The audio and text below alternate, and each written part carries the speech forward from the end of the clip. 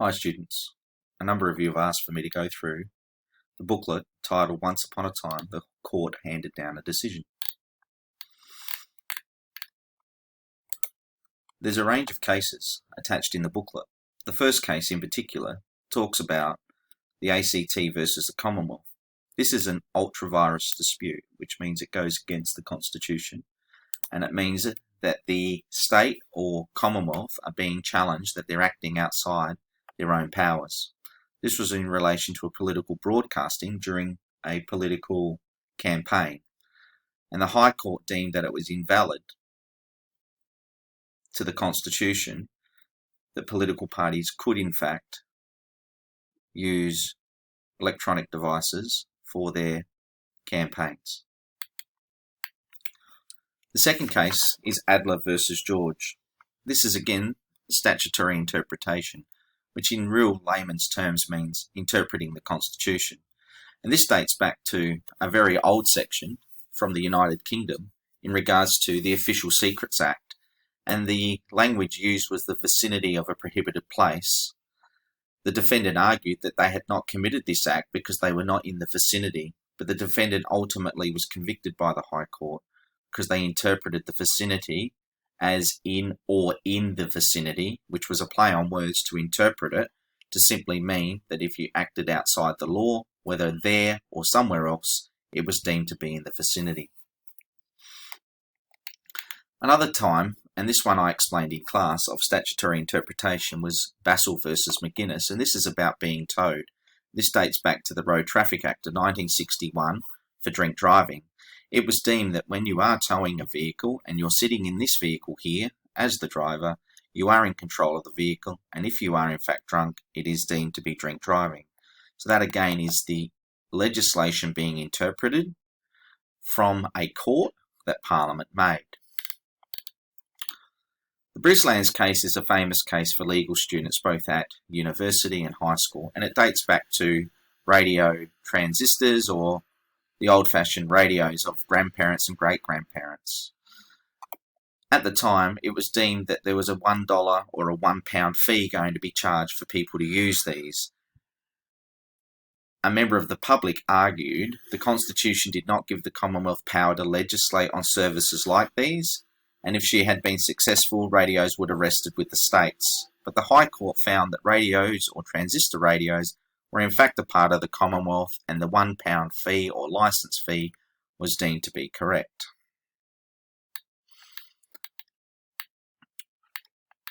A further case about interpreting the Constitution was in the High Court was R versus Kirby. The Boilermakers is quite a strong union, and this whole case revolves around that the union was challenging that the administrative tribunal was using both administrative, arbitrary and executive powers, which were in fact contrary to their powers of the Constitution. The High Court decided that if Parliament wanted to use an array of powers in having these types of courts, they had to legislate as such. Otherwise, the concept of the legislative, executive and judiciary as a separation of powers was compromised. This is an interesting case, the Bond Brewing case. This dates back to the Bond Brewing, empire, whereby South Australian government wanted to impose a 15-cent tax on all bottles and cans made by Bond.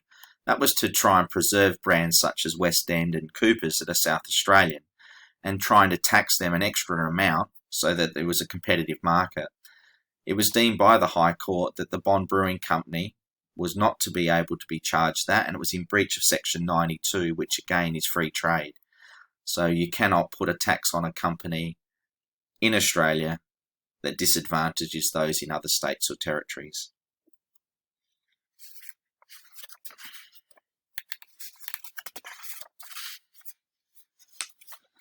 The Cheadle case is an interesting one because it refers to Section 80 of the Constitution, and it just simply says that juries are excluded from majority jury verdicts for indictable federal matters. So they're federal court or Commonwealth matters that they must obtain a unanimous verdict. A unanimous verdict, therefore, is very hard to obtain, which is 12 out of 12 jurors.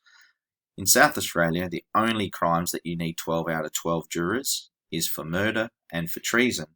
All other types of indictable or serious offences can be a majority verdict, which could be as low as 10 out of 12.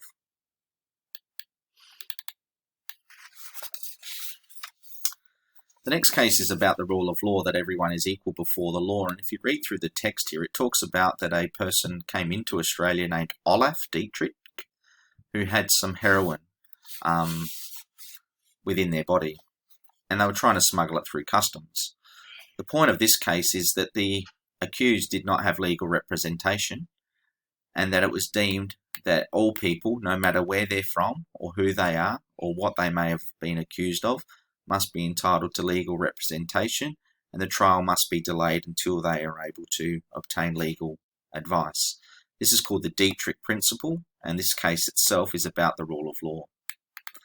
Next case is the famous one about the snail in the bottle.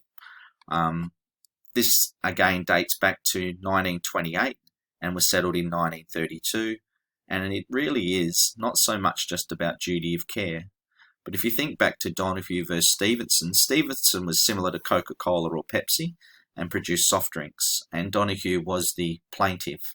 Donoghue had a ginger beer with a ice cream in it, similar to a spider, and what had happened was a snail had decomposed in there. Many students get confused with this, and they should focus on the elements of duty of care. But the thing to really note here is that prior to this case in Paisley, I suppose in our history, there was no contract between the producer of the drink and the consumer. The contract was between the shop that bought the drink and the company. So there was a breach of contract in a sense, that there was no contract law between consumer rights or duty of care. And that's the part students don't often get. They understand a duty of care and that it was breached and it was foreseeable to a reasonable person and damages resulted. But this case in particular was the first time that a company was liable to the consumer for the product they produced. And in this case, she got gastronitis or gastro, and the weirdest thing of all, it was a £50 settlement. Back then was quite an amount of money, but in today's terms it was quite low for such a landmark case. When we say landmark case, what we're simply saying there is this was the foundation for all negligence claims. And there's a famous one that was very much settled quickly after this in 1935 here in Australia. And it's the Grant versus the Australian Knitting Mills. And it really is about the itchy underwear. The difference here was that Grant purchased some underwear and got dermatitis around the genital area, and obviously sued them due to the sulphur not being washed out and the product being safe to be worn. This is the Australian equivalent, or the first brick in regards to negligence, that went on top of the one for the snail in the bottle.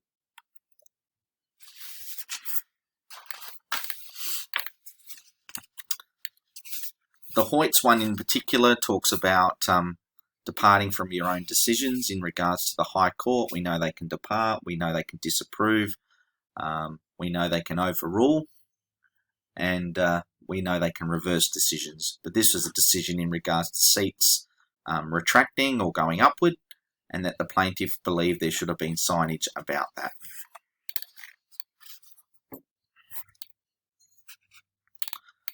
The last case here that I wanted to discuss was Mabo and the Wick decision. Eddie Mabo obviously was the godfather of land rights and challenged the concept of terra nullius, no one's land. It was pursued firstly as Mabo 1, where the Queensland government really panicked and tried to push through their own legislation to block Mabo. And it was deemed by the High Court that that was in fact in breach of the Racial Discrimination Act. So Mabo 2 went on in 1992. Mabo was successful 6-1 in that he was able to prove he had a connection to his land, and the concept of terra nullius was null and void, and native title, which means the ability to claim land, was given to him and his people. It's really important to note that he died at this time and due to cancer, and the court case itself was dragged on for over 10 years.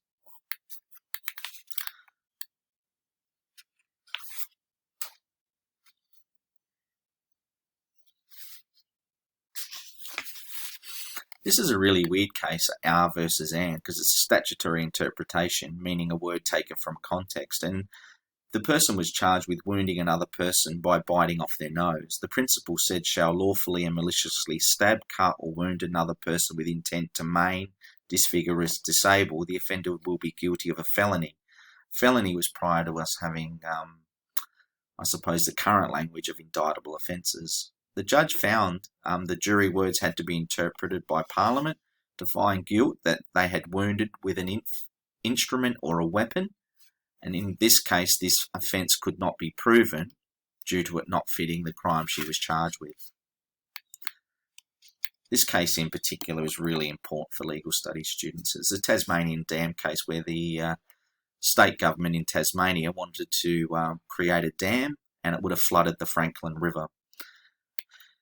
The Commonwealth Government passed the Heritage Act to prevent this from happening and wanted it to be heritage listed, and it was found by the Commonwealth, who were challenged in the High Court, that the Commonwealth were able to use their external affairs power to stop the state government from damming this really important area of Tasmania, and that the land and, I suppose, water has been preserved. The TO case is a really interesting case because it's the one they describe him as an alien, which is really weird, but it simply means a person who was here where they had no visa or seeking asylum. He committed a serious offence, and he was going to be separated from his children and partner and sent back to his country of origin. It was actually deemed by the High Court that this was just to do by the Commonwealth, and it was actually the Foreign Affairs Minister at the time that revoked the deportation order. He was still charged with the offence and was given a penalty, but it allowed for him to remain here with his children, and they used the Convention of the Rights of the Child from the United Nations to protect him.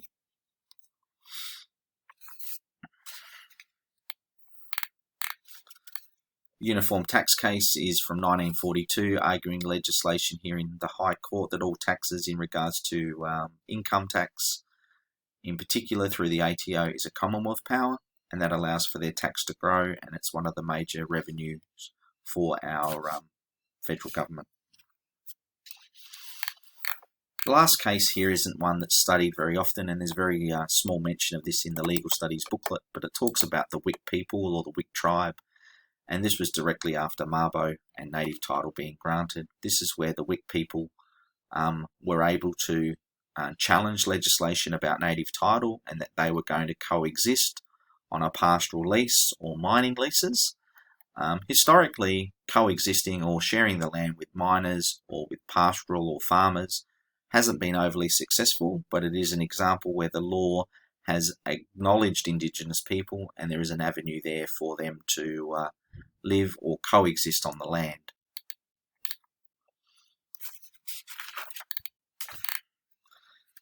So, I hope you've enjoyed the different cases that I've gone through.